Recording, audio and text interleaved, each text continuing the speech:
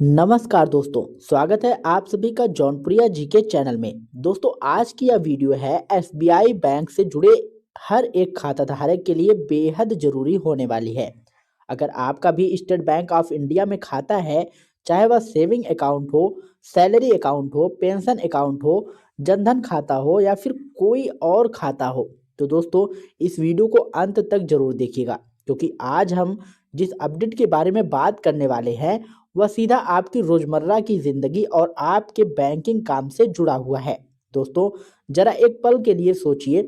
मान लीजिए अचानक किसी सरकारी काम से आपको बैंक की पासबुक दिखाने को कहा जाए, या फिर बैंक से फोन आ जाए कि आपको अपनी ब्रांच में आकर कुछ वेरिफिकेशन कराना है, और उस समय आपको याद आए कि आपकी पासबुक तो कई सालों से अपडेट ही नहीं हुई है, या फिर आप यह कहें कि पासबुक घर में कहीं रखी है, पता नहीं कहाँ। दोस्तों, उस समय जो घबराहट होती है, जो टेंशन होती है, वही आज की इस वीडियो की असली वजह है। यह वीडियो आपको डराने के लिए नहीं बनाई गई है, बल्कि आपको पहले से सतर्क और जागरूक करने के लिए बनाई गई है। आजकल बहुत से लोग यह सोचने लगे हैं कि अब पासबुक की कोई ज़रूरत ही नहीं है। मोबाइल से बैंकिंग ऐप, एसएमएस आ जाता है, नेट बैंकिंग है, सब कुछ स्क्रीन पर दिख जाता है। लेकिन दोस्तों, सच्चाई यह है कि मोबाइल ऐप सुविधा जरूर देता है, लेकिन बैंक का ऑफिशियल और सबसे मजबूत रिकॉर्ड आज भी पासबुक ही माना जाता है। आज भी जब किसी सरकारी योजना का लाभ लेना हो, सब्सिडी का मामला हो, पेंशन का वेरिफिकेशन हो, इनकम प्रूफ देना हो, या किसी बैंकिंग विवाद से मजबूत सबूत देना हो, तो सबसे पहले पासबुक की एंट्री ही देखी जाती है। दोस्तों, कई बार ऐसा भी देखा गया है कि मोबाइल ऐप से सब कुछ सही दिखता है, लेकिन पासबुक अपडेट नहीं होती, और वहीं से समस्या शुरू हो जाती है। बैंक के रिकॉर्ड में और आपकी पासबुक में अंतर हो जाए तो आपको ही चक्कर काटने पड़ते हैं। इसी वजह से एसबीआई ने अब पासबुक को लेकर एक बार फिर से गंभीर कदम उठाने शुरू कर दिए हैं। एसबीआई यह मानता है कि भारत में आज भी बहुत बड़ी आबादी ऐसी है जो पूरी तरह डिजिटल बैंकिंग पर निर्भर नहीं है। खासकर बुजुर्ग लोग, पेंशन धारक, गांव और छोटे शहरों में रहने वाले लोग आज भी पासबुक पर ही सबसे ज़्यादा भरोसा करते हैं। इसी वजह से दोस्तों, एसबीआई ने पासबुक सिस्टम को खत्म करने के बजाय उसे और मजबूत और बेहतर बनाने का फैसला किया है। अब धीरे धीरे पासबुक को बैंक के डिजिटल रिकॉर्ड से और बेहतर तरीके से जोड़ा जा रहा है, ताकि पासबुक में जो भी एंट्री हो वह बैंक के सिस्टम से 100% मेल खाए। इससे गलत एंट्री की संभावना कम होगी, और अगर कभी कोई शिकायत होती है तो ग्राहक के पास एक मजबूत और भरोसेमंद रिकॉर्ड रहेगा। दोस्तों, पासबुक अपडेट को लेकर जो सबसे बड़ी परेशानी आती है, उसे भी एसबीआई समझ रहा है।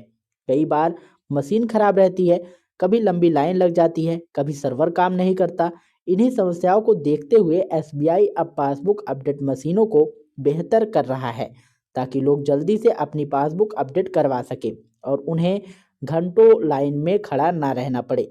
खास तौर पर सीनियर सिटीजन के लिए यह बदलाव बहुत ज़रूरी है। बुजुर्ग लोगों के लिए लंबे समय तक लाइन में खड़ा होना आसान नहीं होता, और एसबीआई अब इस दिशा में भी सुधार करने की कोशिश कर रहा है, ताकि ज़रूरत पड़ने पर उन्हें प्राथमिकता और सहायता मिल सके। अब दोस्तों, एक बहुत बड़ा सवाल जो अक्सर लोग पूछते हैं, क्या आज भी पासबुक को फाइनेंशियल प्रूफ माना जाता है? तो दोस्तों, इसका जवाब है हाँ। आज भी एसबीआई की पासबुक को इनकम प्रूफ, ट्रांजैक्शन प्रूफ और अकाउंट रिकॉर्ड के तौर पर पूरी तरह मान्यता प्राप्त है। कई सरकारी योजनाओं में तो पासबुक की एंट्री ही आखिरी और सबसे मजबूत सबूत मानी जाती है। दोस्तों, इन सभी बदलावों का असर सबसे ज़्यादा senior citizens, pension account holder, Jan Dhan खाता धारक और उन लोगों पर पड़ेगा जो डिजिटल बैंकिंग में ज़्यादा कंफर्टेबल नहीं हैं। अगर आप भी इनमें से किसी कैटेगरी में आते हैं, तो पासबुक को नज़रअंदाज करना आगे चलकर आपके लिए बड़ी परेशानी बन सकता है। बहुत से लोग सालों तक पासबुक अपडेट नहीं कराते और सोचते हैं कि जब ज़रूरत पड़ेगी तब करा लेंगे, लेकिन जब अचानक ज़रूरत पड़ती है तब बैंक के चक्कर शुरू हो जाते हैं। इसलिए दोस्तों, सही सबसे तरीका यही है कि समय समय पर अपनी पासबुक जरूर अपडेट कराते रहें। इससे न सिर्फ आपका रिकॉर्ड सही रहता है, बल्कि भविष्य में किसी भी सरकारी या बैंकिंग काम में आपको परेशानी नहीं होती है। दोस्तों, यह भी समझ लीजिए कि बैंक स्टेटमेंट और पासबुक में फ़र्क होता है। स्टेटमेंट डिजिटल होता है, जबकि पासबुक एक फिजिकल और ऑफिशियल डॉक्यूमेंट्स होती है। समझदारी इसी में है कि दोनों को संभाल कर रखा जाए। अब दोस्तों, कुछ बहुत ज़रूरी और काम की बातें हैं, जान लीजिए। अगर आपकी पासबुक के पन्ने भर चुके हैं तो अब एसबीआई ब्रांच में जाकर नई पासबुक बनवा सकते हैं।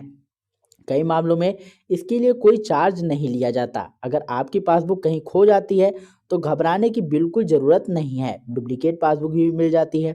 अगर पासबुक में कोई एंट्री गलत दिखे, बैलेंस मैच ना करे या कोई ट्रांजैक्शन समझ में ना आए तो उसे नज़रअंदाज बिल्कुल ना करें। तुरंत अपनी ब्रांच में जाकर लिखित शिकायत दर्ज कराएं।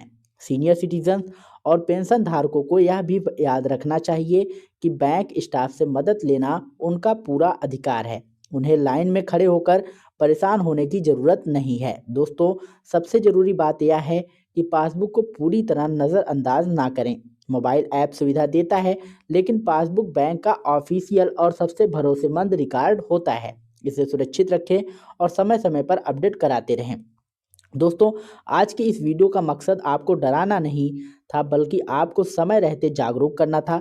पासबुक कोई पुरानी या बेकार चीज़ नहीं है, आज भी यह आपकी फाइनेंशियल लाइफ का एक बहुत ज़रूरी हिस्सा है।